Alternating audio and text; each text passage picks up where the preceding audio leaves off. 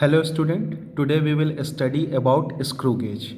Here we will see that how can we take a reading with the help of screw gauge. So let's start. Suppose हमने एक iron nail लिया और हमको उसका diameter पता करना है स्क्रू गेज की हेल्प से। तो सबसे पहले हमने आयरन नेल को स्क्रू गेज के स्पाइंडल और एनविल के बीच में टाइटली फिक्स कर दिया। उसके बाद से सपोज़ हमने ये रीडिंग फाइंड आउट की स्क्रू गेज पर।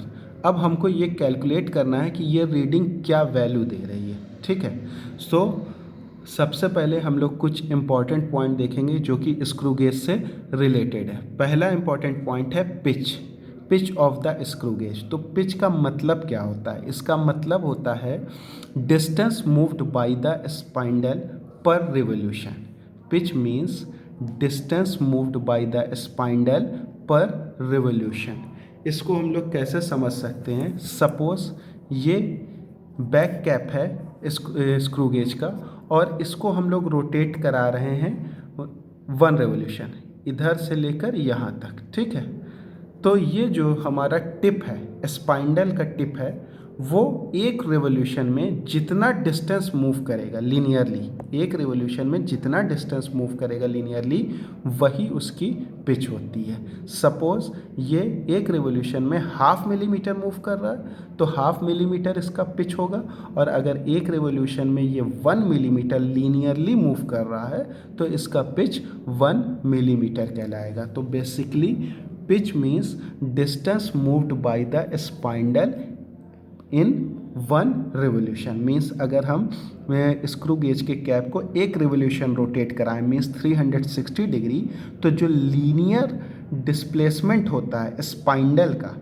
वो क्या कहलाता है? पिच कहलाता है। और अगर स्पाइंडल 1 मिलीमीटर मूव करता है एक रिवोल्यूशन में तो उसकी पिच 1 मिलीमीटर हो जाएगी।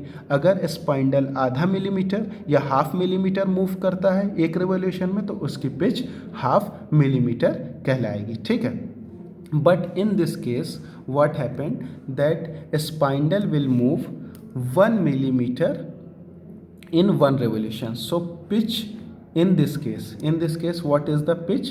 1 millimeter. ठीक है, अब उसके बाद से हम लोगों को पता करना होगा लीस्ट काउंट। तो लीस्ट काउंट का फॉर्मूला है least count equal to pitch upon total number of division on circular head. तो पिच हम लोगों को पता है दैट इज 1 मिलीमीटर। ठीक है, and total number of division on circular scale. So again we will see that this one is main scale. ठीक है, and this one is a circular scale.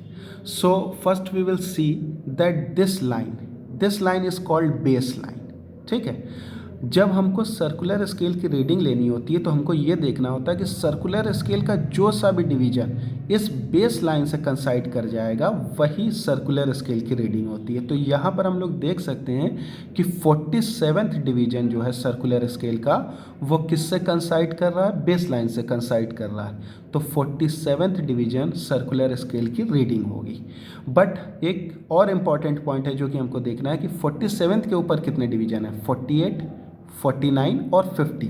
जहाँ पर 50 है वहाँ पर 0 लिखा है। इसका क्या मतलब है? इसका मतलब है कि 50 इज़ द फिनिशिंग पॉइंट, यानी कि इस स्क्रू गेज में सर्कुलर स्केल में टोटल कितने डिवीजन है? 50 डिवीजन है। अगर यही 0 100th डिवीजन पे बना होता तो इससे क्या पता चलता कि इस सर्कुलर स्केल में कितने डिवीजन है? 100 डिवीजन है। बट इस केस में क्या है? 47, 48, 49 और 50।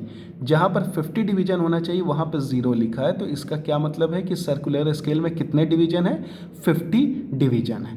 तो अब हम लोग यहाँ पर लीस्ट काउंट का फॉर्मूला देखेंगे। Least count equal to pitch upon total number of division. Pitch की वैल्यू कितनी है? 1 है, और total number of division on circular scale कितना है? 50 है। तो लीस्ट काउंट की वैल्यू कितनी आ गई? 0.02 मिलीमीटर आ गई। ठीक है, नेक्स्ट हमको क्या पता करना था? डायमीटर वायर का पता करना है। तो स्क्रू गेज में there are 2 reading. First reading is main scale reading and second one is circular scale reading. तो मेन स्केल रीडिंग इस केस में कितनी हो जाएगी? वो होगी 5 मिलीमीटर होगी। ठीक है। तो अब हम लोग फिर से यहाँ पे देख लेंगे कितनी रीडिंग हम लोगों को पता करनी है स्क्रू गेज में। 2 रीडिंग। पहली कौन सी रीडिंग होती है, मेन स्केल रीडिंग, और दूसरी कौन सी होती है, सर्कुलर स्केल रीडिंग होती है। तो मेन स्केल रीडिंग को हम लोग रीड करेंगे पहले। फर्स्ट पॉइंट क्या है, वो 0 है। उसके बाद क्या है, 1 है। फिर क्या है, 2, 3, 4, 5, यानी कि मेन स्केल रीडिंग कितनी है, 5 मिलीमीटर। मेन स्केल रीडिंग कितनी है, 5 millimeter. So the same thing I will write over here that main scale reading is 5 millimeter.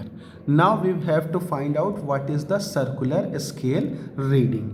So we will see that we will have to find out coinciding division, यानी कि कौन सा division circular scale का जो है वो base line से कंसाइड करे। तो ये क्या है, ये ब्लू लाइन क्या है, बेस लाइन है। ये क्या है, बेस लाइन है। और सर्कुलर स्केल का कौन सा डिवीजन बेस लाइन से कंसाइड कर रहा है, 47th डिवीजन जो है वो बेस लाइन से कंसाइड कर रहा है। It means 47th is the reading of circular scale. तो अब हम लोग यहाँ पर देखेंगे कि सर्कुलर स्केल रीडिंग में हम लोग क्या लिखेंगे, 47th multiplied by least count. क्या हम लोग लिखेंगे सर्कुलर स्केल रीडिंग में, 47th multiplied by least count. तो 47, this is the number of division. कौन सा डिवीजन कंसाइड कर रहा था सर्कुलर स्केल का, 47 डिवीजन कंसाइड कर रहा था। और लीस्ट काउंट कितना है स्क्रू गेज का, जो हम लोग ने ऊपर निकाला है वो है 0.02। दोनों मल्टीप्लाई हो जाएंगे तो कितना आएगा, 0.94 मिलीमीटर आएगा। अब हमको क्या पता करना है, टोटल रीडिंग। तो टोटल रीडिंग क्या होती है, main scale reading plus circular scale reading. Main scale हम लोगों ने पहले ही फाइंड आउट कर दिया है 5 मिलीमीटर, और सर्कुलर स्केल रीडिंग कितनी आ रही है, 0.94। तो वैल्यू कितनी हो गई, 5.94 मिलीमीटर। ठीक है। और सेंटीमीटर में वैल्यू कितनी हो गई, 0.594 सेंटीमीटर। क्यों, क्योंकि 1 मिलीमीटर जो होता है वो 10⁻⁻1 सेंटीमीटर होता है, या 1 मिलीमीटर क्या होता है, 0.1 सेंटीमीटर होता है।